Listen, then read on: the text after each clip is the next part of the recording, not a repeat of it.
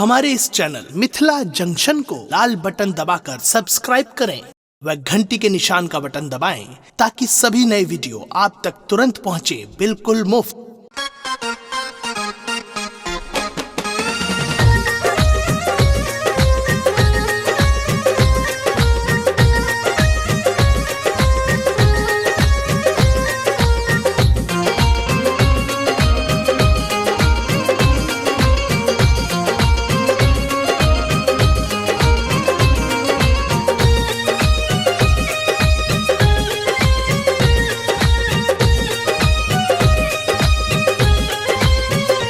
चल भाई शंकर के बरती हिमाचल नगरी, चल भाई शंकर के बरती हिमाचल नगरी, हे हिमाचल नगरी, हे हिमाचल नगरी, हे हिमाचल नगरी, हे हिमाचल नगरी। चल भाई शंकर के बरती हिमाचल नगरी, चल भाई शंकर के बरती हिमाचल नगरी।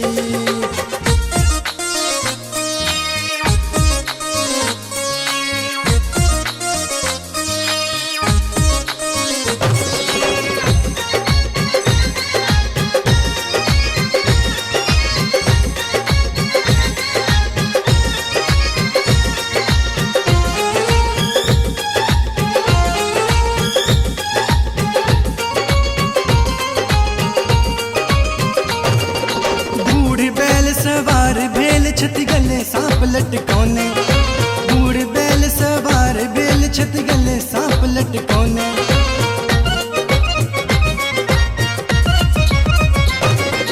बूढ़ बैल सवार भेल छति गले सांप लटकौने, बूढ़ बैल सवार भेल छति गले सांप लटकौने। बिच्छू के कंगन पहिरने, बिच्छू के कंगन पहिरने, अंग विभूति रमोने, बेढंगी सूरती हिमाचल नगरी, उनकर बेढंगी सूरती हिमाचल नगरी।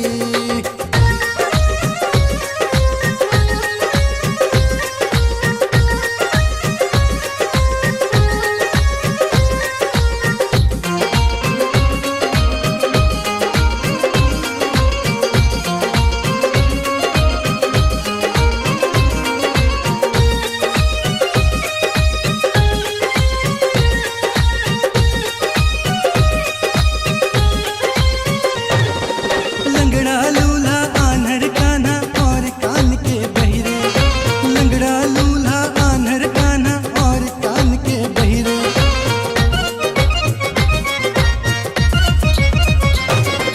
लंगड़ा लूल्हा आन्हर कान्हा और कान के बहिरे, लंगड़ा लूल्हा आन्हर कान्हा और कान के बहिरे। भंग चढ़ौने ढोल बजाए, भंग चढ़ौने ढोल बजाए, ताल लगोने गहरे बाजे, कांधे के खंजरी हिमाचल नगरी, बाजे कांधे के खंजरी हिमाचल नगरी।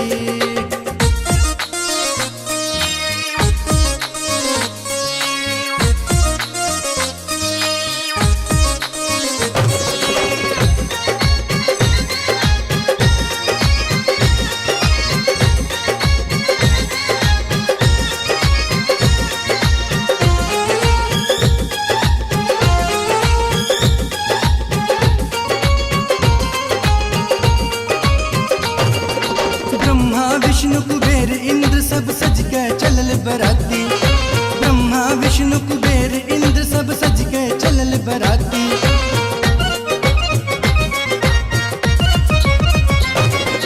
ब्रह्मा विष्णु कुबेर इंद्र सब सज के चलल बराती, ब्रह्मा विष्णु कुबेर इंद्र सब सज के चलल बराती। भूत प्रेत सब चले संग में, भूत प्रेत सब चले संग में, जे छिन कर साथी लेने मुर्दा के खोपड़ी हिमाचल नगरी, लेने मुर्दा के खोपड़ी हिमाचल नगरी।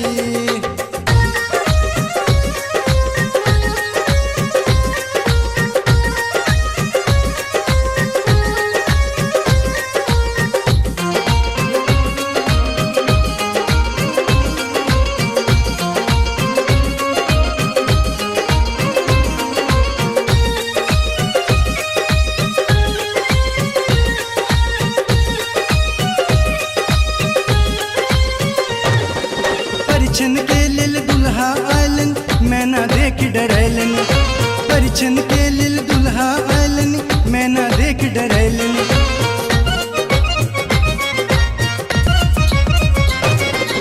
परिछन के लिल दुल्हा आलन मैना देख डरेलन परिछन के लिल दुल्हा आलन मैना देख डरेलन सुंदर बेटी बरछै बौरा सुंदर बेटी बरछै बौरा देखी बेलन हैरानी डारे देबन ने सिंदूरी आई हिमाचल नगरी डारन देबन ने सिंदूरी आई हिमाचल नगरी।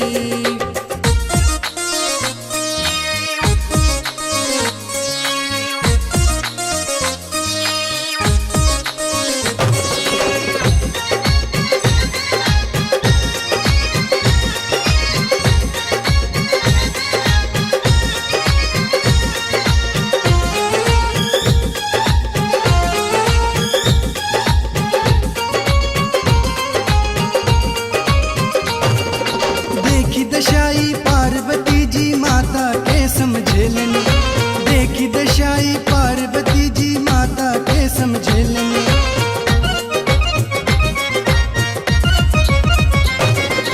देखी दशाई पार्वती जी माता के समझेलन देखी दशाई पार्वती जी माता के समझेलन अंतर्यामी शंकर इच्छित अंतर्यामी शंकर इच्छित अपने रूप नुकोने हुनकर आनंद में सूरती आई हिमाचल नगरी हुनकर आनंद में सूरती आई हिमाचल नगरी चलु भाई शंकर के बरती आई हिमाचल नगरी चलु भाई शंकर के बरती आई हिमाचल नगरी हे हिमाचल नगरी हे हिमाचल नगरी हे हिमाचल नगरी हे हिमाचल नगरी चलु भाई शंकर के बरती आई हिमाचल नगरी चलु भाई शंकर के बरती आई हिमाचल नगरी।